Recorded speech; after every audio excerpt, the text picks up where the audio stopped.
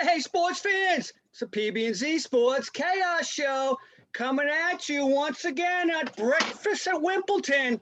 If it sounds like Groundhog Day, that's because it is. It's been like 4 weeks every single morning. It's been on Breakfast at Wimbleton. No ESPN regular program. I don't get it. It goes on and on and on. By the way, right now, Djokovic is playing the Italian Berrettini, I believe is how you say that. It's one set apiece. And now in the third set, Djokovic's up 4-3. We'll see what happens there. By the way, Barty, the girl from Australia, she won her first ever yesterday. And speaking of coming to an end, we've said this a few times, PB, but I really think it's over now. Serena lost in the first round. She got injured. She had to leave. Did not look good anyways during the match. And then Roger Federer lost in the quarterfinals. And he pretty much said, without saying it, I'm done, I think, right? So two legends are pretty much done. Roger has got 20 titles. Today, Djokovic could tie him and probably will move ahead of him after the U.S. Open. So I'm not surprised. Hey, another ending today. Thank God. Another thing that's been on ESPN for weeks now. Euro 2020. Like, did this start in 2020? I know it's been on so long. It felt like it started in 2020. Why did they even call this thing Euro 2020? It's 2020-21. I don't get it, Paul. Maybe they didn't have it last year. I don't know. Wow. By the way, we have a final today. It's England playing the Italians. We could have two Italian champions today, one in Wimbledon and one in Euro 2020. Go figure. Good point. One more possible ending that happened last night. Conor McGregor. I know you're not a fan. I happen to like the guy. I think he's great entertainment. He lost again last night to the kid Dustin Poirier in their trilogy. Broke his ankle in the first round, and that pretty much ended the fight. Could it be the end of his career? We'll see. He says he'll be back. I don't know. We'll see. Hey, PP, did you happen to see the big thing on Sports Tuesday night? The match? A-Rod, Aaron Rodgers, and Bryson Biceps played golf against TB12 and Phil Mickelson, the senior citizens, and they lost. Phil and TB12 ended up losing that one. A-Rod actually looked pretty good. I think he's got a career in this golf thing because obviously he may not be playing football. We'll talk about that momentarily when we talk about the NFC North in a few moments. But we're going to talk MLB briefly, PB. It is the All-Star break. Shohei Ohtani's been probably the story of the first half of the season. He's going to pitch and bat during the game. First time since, I don't know what, maybe Babe Ruth? Who knows? And he's in the home run hitting contest tomorrow night. Him and Juan Soto in the first round. That should have been the finals, in my opinion, but we'll see. Yeah. Other than that, the only other story I can think of is the Red Sox. I mean, you and I had them fourth. I think you had them third. And they're in first place still. What do you think? Yeah, I keep saying the same thing over and over again. And one of these days, I think I'm going to be proved wrong with sustainability over time. I'm still not sold on their staff. They're putting Nick Pivetta out on the hill today, who's probably turning into their ace at this point. It's Evaldi than him at this point in time. Yeah. So, who would have thought that those two guys would be carrying the staff? You know what I mean? I'm good for Evaldi, but you're right. He'll probably break down. But they got Chris Sale coming back, and all reports are he's looking very, very good. So we'll see. Yeah. Hey, I got another surprise for you. We talked about the Dodgers. We talked about the Padres, and they are playing great. But who's in first place in the West? I know, San Francisco Giants. They're doing amazing. And I'll tell you that some of those pitchers on that staff are just like cranking it out. I didn't expect guys like DeScalfini to be having the kind of year he's having. I didn't expect Alex Wood to be pitching as well as he is. There's just some guys there that are just really coming up big, kind of like the Red Sox in a way. Yeah. When you look at the staff and how they're winning games. Unbelievable. All right. Hey, by the way, one quick point about that. The Yankees suck. Yes, seriously, the Yankees do suck right now. They're in fourth place. They look horrible. I don't think they come out of it. I think they stay in that fourth place the rest of the season. So we'll see. I think the only team that I think can really challenge the Red Sox down the stretch, or that's built to challenge the Red Sox down the stretch, is going to be the Rays. Right. Toronto could scam, though. Vlad Jr. is having a great year as well. He's the other story in baseball, so we'll see. Hey, we're going to talk Lord Stanley Cup for a minute. Tampa Bay, they repeat it. Is Tampa Bay now seriously becoming the city of champions? Well, I mean, how can you not say that? I mean, they just repeated the Stanley Cup champions. They obviously have the Super Bowl trophy right now, and they could potentially go back-to-back going into this year with Brady and company, right? And the Rays made the World Series last year and lost to the Dodgers in the World Series. And obviously they have a good enough team this year to get back to that World Series. So how you got to make the argument that yes, at this point in time, it's the best sports city in America. Of course, they don't have a basketball team, but their other three teams are all cranking it out. That's what I always like to remind you. When you don't have a fourth team, you can never be a city of champions. Sorry about that, Tampa Bay, but no. No hoop team, no city of champions. All right, speaking of hoops real quick, we got the NBA Finals going on. Your surprising Suns. I know you've liked them all along. You had them as a surprise pick back in our preview show. You said, watch out.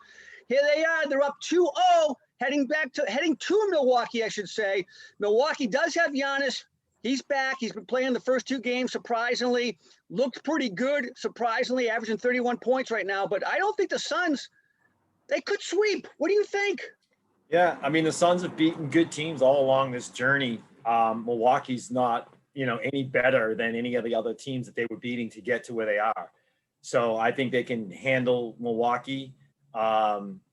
Obviously, Giannis not being hurt and being able to come back and play in those games has certainly helped the Bucks a little bit, but it's just not enough. And I think in the end, maybe Milwaukee wins one of the games at home and extends it to 5 games. But much like the Lightning took quick order of the Canadians on the Stanley Cup final, I'm expecting the Suns to do the same here.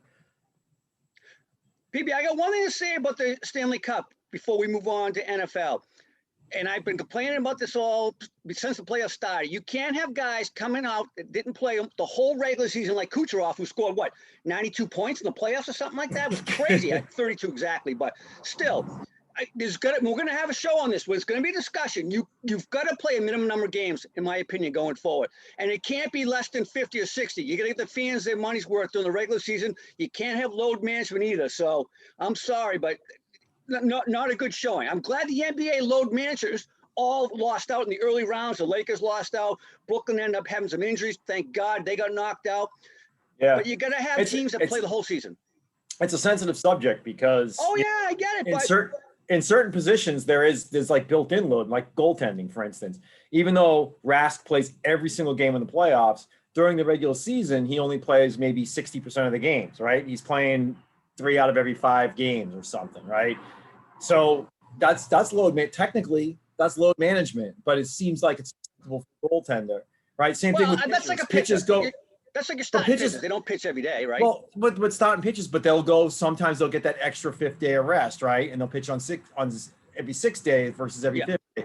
They used to have, in the past in baseball, if there was a day off, they would look at that as an advantage to get your ace back out there again. You'd always pitch on 5 days rest, but they don't do that anymore in baseball. They typically will pitch you on 5 rotation rest. So they'll go through their 5 pitches in the rotation no matter what. Even if you get a rain out or a day off in between, they still go 5 and just give that ace extra time to rest before his next start. So that's technically load management too. So it's a sensitive subject. I'll just say this. You can't miss the whole regular season. And you can't miss 80% of it at the end of the day. A topic for another show. All right, let's get on to our NFL conversation. We're going to talk NFC North. And this NFC North has a big asterisk over PB, obviously, right? Yes, because we don't know where Aaron Rodgers is going to be playing come September. That changes the whole thing dramatically. So let's get right into it. Let's start with Green Bay, because mathematically they're the best team, I believe. Would you in the NFC North? I actually have Minnesota as the best team in that division. Don't do what I did last year. I got burned by that. I know. I picked Green Bay last year to be the number 1 seed in the NFC, and I think they were right at the end. They were correct. 2 or something. So I was high on Green Bay last year. Unfortunately, going into this year, I'm not as high on Green Bay. There's a couple reasons for that. One, obviously, you got that whole turmoil with Aaron Rodgers. I don't think it's going to, if he decides to play, I don't think it's going to affect the team's performance though. But I'm just not convinced that they've done enough defensively to help that team. I know they took a corner out of Georgia, Stokes, I believe, in the first round. So they got a little bit of help on defense. The year before, they were trying to make some picks on defense, and they're really trying to bolster that defense to support that high-flying offense. And I'm not sure they've done enough to do that. Coupled with the fact that this year, the NFC North and the AFC North are playing each other. And we know the AFC North the AFC North is a much improved division, right? You're looking at the likes of now having to play, Baltimore. You got to play Cleveland, who's pretty hot. You got to play Cincinnati with Joe Burrow in his second year, that they could surprise a few people this year. And then you have Pittsburgh. They're always a wild card. I don't think they're going to do that good this year, but every team in the NFC North has to play all those teams in the AFC North this year. So that's going to make their schedule. Plus, they also play the NFC West. And good point. They also have to play the Rams and the Seahawks and the Niners and the Cardinals. Right. They got tough schedules. So I have Green Bay right now actually going 9-8. So barely over 500. They do have some tough stretches in there, but I just think that they're going to see some games and lose some of these games. They're going to play at San Francisco. They got to play at Kansas City, of course, at Minnesota, like they do every year. They got to play the Rams. They got to play at Baltimore. They got to play Cleveland. They're going to lose some games there. So I got them at 9-8. I think they're 12-4, 13-3, probably 13-3. And this is, again, prefaced by A-Rod playing. If Aaron doesn't play, I got them at probably 4 wins. Yeah, if Aaron does play, you're right. That team could be the last place team. They'll be fighting with the Lions for last place. And for me, the tough games, Paul, are week 3, San Francisco. Week 9, as you said, KC. Week 15, at the Ravens. Week 1 is probably going to be a little bit of a challenge because it's at New Orleans as well. And, of course, they split with Minnesota. So, there they are. Those are the 4 games that I see as their potential losses right now. But if he's not there, there are definitely losses amongst other games as well. So. Right. And they still have to play, Pittsburgh and Seattle and the Rams and the Bears at home. And, the Bears are a cold weather team. Seattle could go up there and beat them. There's teams that can go into Pittsburgh and go in and beat them. There's teams that can beat them at Green Bay this year too. All right. So let's talk about the Vikings then, since you've got them better than Green Bay. I got bit by those Vikings last year. I think they're going to bite you. What do you think? Well, I love the pick that they made in the first round, grabbing Darisaw for, to bolster that offensive line. Yeah, Here's a team that has done some things defensively over the last few drafts. I think that they've shown improvements. That's always been a question mark. But their offense, with Justin Jefferson going into his second year, Dalvin Cook at running back, who arguably after Derrick Henry is probably the next best running back in the entire league. I like what they can do on offense. Again, their schedule's a little bit tough, but I have them sitting right now at 12-5 and winning that division. 12-5. Let me tell you something. I think they're 9-8, maybe 11-6. So I'm close with you. And if Rodgers doesn't play, then they probably are 12-5. But listen, here's what I got for you. They got week 2 at the Cardinals. That's going to be a tough game. Week 3 home against the Seahawks. Tough game, as you just mentioned a minute ago about Seattle. But then listen to this. They come out of the bye week 8. They get Dallas at home. Yes, they should win that, but if Dallas plays up to what they can play like, we'll see. Then week 9 at the Ravens. Week 10, I believe, is Green Bay, if I'm not mistaken. No, they can play out the Chargers. Week 11 first. is LA Rams. Week 12 is San Francisco. That's a tough stretch. Yeah. I mean, that's the stretch right there. If they come out of that stretch 4-5, then you might be right. But I think they come out of that stretch 1-4. Okay. Yeah. I mean, I wouldn't be surprised maybe if they drop down to like 11-6. I'm still trying to get like the numbers in my head. I'm so used to saying 11-5 or 12, right? Now we got a 17th game in there. So at 12-5, if they lose one, 11-6 is still, I think, going to be good enough to win that division with the way Green Bay. We'll see. I'm so mad at them for last year, so we'll see. All right, we got the Bears. So that was the Vikings. The Bears have to be third because I think the Lions probably the worst team in all of the NFC, most likely. Yeah, I got the Bears at 7-10. It's interesting how we flip-flopped on. We basically you have Green Bay at the same record I had Minnesota, and we kind of flip-flopped those two. And last year, obviously, we were flip-flopped on them as well. So I find that kind of interesting with how our feelings are on Green Bay and Minnesota. But yeah, Chicago at 7-10. Obviously, the big story there is Justin Fields. When is he going to start? What kind of impact is he going to have as a starter there in Chicago? I do like that they picked up your boy Jenkins in the second round early to protect Fields, right? That's a good pick out of Oklahoma that they made there. So I think this team is going to win some games. They're going to win some games. I don't think they're at that point yet where they can they made the playoffs last year, didn't they? They did. I don't know if they can make the playoffs again this year. I really don't. The NFC teams, to me, there's too many of them that are too good that are going to impact that. And again, they got to go play Baltimore. They got to go play Pittsburgh. They got to play Cleveland. There's some tough games on that schedule. And like you said, a couple of them with Seattle and the Niners and the Rams too. It's going to be a tough They get the road. Rams in week 1. Old foe Matthew Stafford coming back to face the Bears in week 1. I think he blows them out. Like, and Yeah. they got, besides the NFC West and the AFC North, they also got the Tampa Bay Buccaneers on their schedule. They do. Yeah. That's why I got them at 7-10. 9-8. Wow. That's pretty impressive. Okay. I That mean, you would be said interesting. 11-7, right?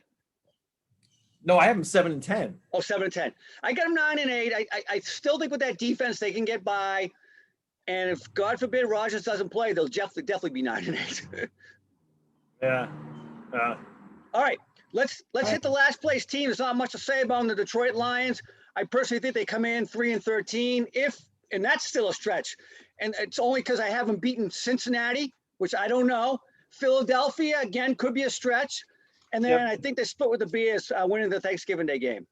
Yeah. Well, yeah, and that's a good. And it would be 3-14, by the way, right? Oh, there you go. Right. You got to get used to saying that. And you know what? That's exactly what I have them at, 3-14.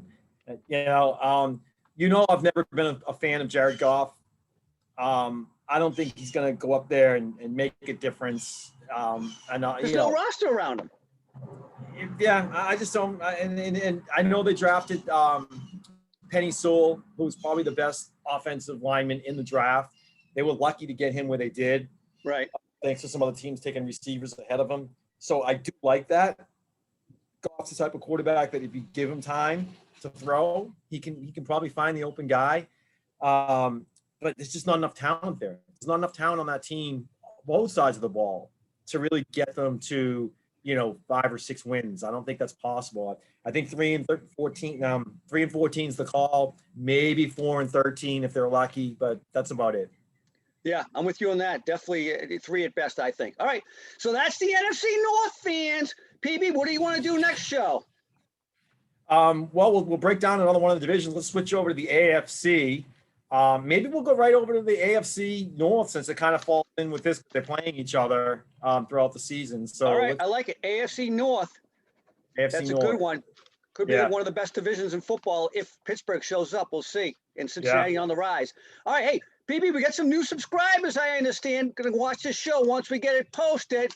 Looking forward to that and hopefully get some feedback. More to come, fans. Enjoy the rest of your Wimbledon breakfast at Wimbledon Day, the end of Euro 2020. Thank God. Have a beer, smoke a joint. I don't care what you do. Have a good day, though.